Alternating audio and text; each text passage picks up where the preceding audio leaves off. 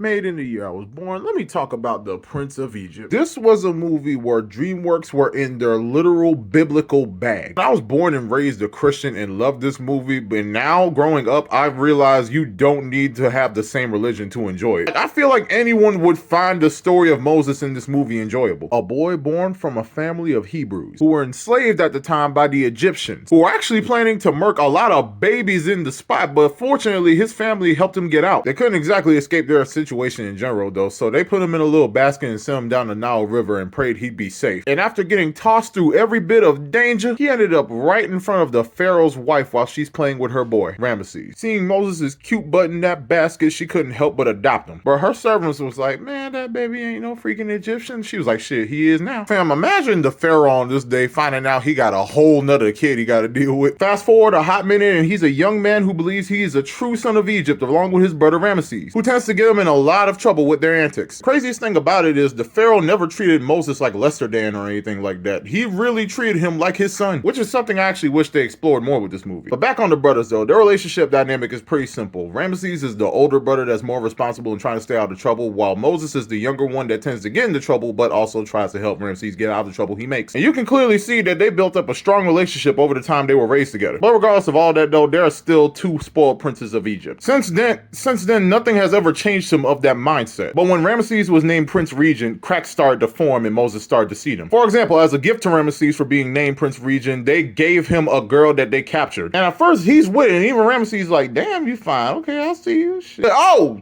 what the fuck? Bitch, you crazy. Hell, she tried to bite me. I thought you liked your girls feisty, man. Oh, well, that's yours then. Oh, what the hell? No, I don't want this shit. Eventually, though, she gets fed up and starts using that rope to whip everybody's ass in the vicinity. And even Moses had to protect her from getting killed by the guards. Eventually, though, he had to let her go into that damn water. Everybody damn near laughs except Moses and the mama, and even Ramesses named Moses his chief architect. But then he took a look at the captured girl getting taken to his quarters because Ramesses ordered for it, and he realized, damn, I fucked up. He goes back to his room and realizing, oh shit, she's tied up in here.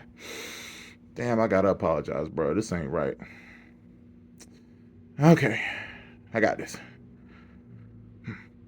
Look, my bad. Oh, shit, who the fuck are you? Bro, it turns out this girl done flew the fucking coop and tied up everybody in the room. And the crazy thing is, Moses actually helps her get away by distracting the guards. After getting away, though, he tracks her down to where the slaves reside, where they see her get a little help before she takes off into the desert. And who is it that he runs into helping her? No one other than his long-lost brother and sister, Miriam and Aaron, whom last we saw at the beginning of the movie as kids helping their brother float from slavery. What you didn't know was that Miriam actually followed that basket with Moses in it until it stopped, and was actually there to see him get adopted by the queen, and then prayed that he'd grow up and save them from slavery. Now, at first Miriam spills the beans, but then she realizes they never told him that he was adopted, and he treats them like he's been taught and raised as an Egyptian prince. Now, at first Aaron is quick to fall back in line, but even Miriam was like, nah, fuck that, we need to tell him who he fucking is, and even tells him the circumstances of why he had to be whisked away in that river, and he doesn't believe it, and even throws her to the ground just for saying the Pharaoh would do that, because he didn't even know about that. But then as a last-ditch effort, she started singing, and it was a song that had been stuck in Moses' head ever since he was a kid, of which he only knew the tune for but never knew the actual lyrics. You even hear him humming it earlier on in the movie, and that song was actually the last song his mother sang to him before she whisked him away in that basket. And her knowing that tune just proves that she was there when he was whisked away. Immediately he runs back to the crib and has one hell of an identity crisis. He then tries to reassure himself that he was a prince of Egypt and of a righteous history that has done no wrong. But even then he still has a lot of questions and doubts, and eventually ends up sleeping on it. In his dream, he has an animated hieroglyphic nightmare of the Pharaoh ordering people to try and kill him, or so he thought, but it turned out he was sending them to the homes of the slaves and busting in their homes to take any baby that they had. And in this horrific sight, he even sees his own family sneaking him out, and he sees the final moments before his mother sends him off. But dude didn't even have time to relax, because now the guards were on his ass, and then he ends up falling into the water, drowning in a river full of blood. Dude wakes up from this shit and realizes, nah fam, that can't be a freaking coincidence, and then goes into the catacombs to see the hieroglyphics that recorded such a tragedy. He finds that shit and realizes it was all true. The Pharaoh ordered a bunch of the Hebrews babies to be killed. Then to make matters worse, the Pharaoh ends up meeting him down there and confirming it, with the reason he gave being that he believed if they grew enough in number that they would eventually overwhelm and rise up against the Egyptians. Moses still says that doesn't justify this shit, but then he says the worst thing possible, and it was that they were only slaves. Fam, I would have been floored bored, and so was he. He then goes to where he was found, and his mother confronts him, of which he asks her that everything he knew at this point was a freaking lie. And she reassures Moses that he is their son, whether he believes it or not. Then he asks, what made you choose me? What made you pick me up out that water? And she said, I didn't choose you, the freaking gods did. And she kind of got half of that right. To his adoptive mother, in this case, water was just as thick as blood. And I honestly wish we got more scenes where she was the one that adopted him in the first place. But then all that gets whiplashed by the time he goes to see Ramesses, who is trying to get this construction done. Moses is now truly uncomfortable with what he's been seeing his whole life, because now he realizes it's his own people. While Ramesses doesn't even give a fuck, he just knows his brother is here to help him construct the temple. This all comes to a breaking point when a man is getting whipped for not even being able to pick something up. At this moment, Moses couldn't take it no more, and he said, leave that man alone. Before the guy whipped him one more time, he ended up tackling him and sending him to his death. And when they asked who did this, they all looked up and was like, oh shit, Moses did it, bruh. Now he's done caught a body and everyone's low-key terrified of him. This causes him to run off, overwhelmed by everything that's happened. Man gets to the front gates, but then his brother Ramesses ends up cutting him off like, bro, what the hell you think you doing? He's don't understand, man. I just killed a dude. But that doesn't mean nothing. You a prince. This ain't nothing but a little screw up. We can change that. Man, get the fuck off me, man. Look, I don't care that you just killed somebody. Look, I'm the Prince Regent. Father will understand. You are my brother, and I don't care. Just don't leave me, bruh. I don't care what you think, man.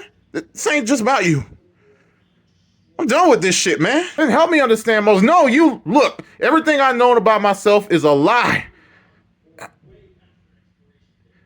I can't do this anymore, man. Tell me what happened, bruh. Better you ask the man I once called father. And after one last heartbreaking look at his brother Ramesses, he finally says goodbye, brother, and takes off for the desert on a journey of self-discovery, leaving his old fabrication of a life behind. Eventually, he'd end up in Midian and find solace with the people there, including the girl he actually helped free earlier, Small World. Through them, he learns his place in the world and how he should admire it as he is, and becomes a shepherd of the community. He even found love in the form of Zipporah, the woman he helped free from Egypt when he was still a prince. She was also the baddest woman in this movie, in my opinion, and everything was cool until one day he had to go track down a runaway sheep. And while doing so, he happened upon a cave with a blue light that he decided to investigate. That light would be emitting from a burning bush. And when Moses tried to light his staff on fire with the bush, it didn't emit any heat on it, nor left a burn mark. He decided to touch the flame himself and realized the flames were not burning him either. Hey, Moses.